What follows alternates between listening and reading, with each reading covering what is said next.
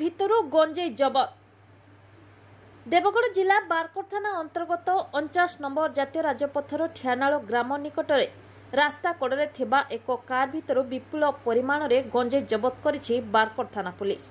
गतकाली राति ठियानाल निकट रास्ता कड़े एक संदिग्ध कार तालाबंद होइतबा अवस्था रहितबा नै स्थानीय लोके बारकोट थाना पुलिस को खबर देइथिले। खबर पाई बारकोट पुलिस घटनास्थल में पहुंची जांच करथिबा बेले ताला बंद थिबारु फेरी जाइथिले। शुक्रवार मजिस्ट्रेट को उपस्थित रे संदिग्ध कार ताला भंगा जाइथिबा बेले ता मध्यरु पैकेट रे विपुल परिमाण रे चोरा गंजेई रखा जाइथिबा देखबाकु मिलिथिला। कार मध्यरु मोट 65 पैकेट और 2टी बस्ता रे रखा जाइथिबा गंजेई जबत करा जाइछि। बारकोट पुलिस गंजेई और कार को जबत करी तदंत आरंभ करछंती। एही विपुल परिमाण रे गंजेई केउठारु केउ अंचल को जाउतला ओ केउ परिस्थिति रे के एहाकु छाडी जाय चली जाइतला या पछरे कहार संपृक्ति रहिछि से नै तदंत आरंभ होइछि। देवगढ़ जिल्लार पुष्पांजलि बेहरଙ୍କ रिपोर्ट सोनी ओडिया।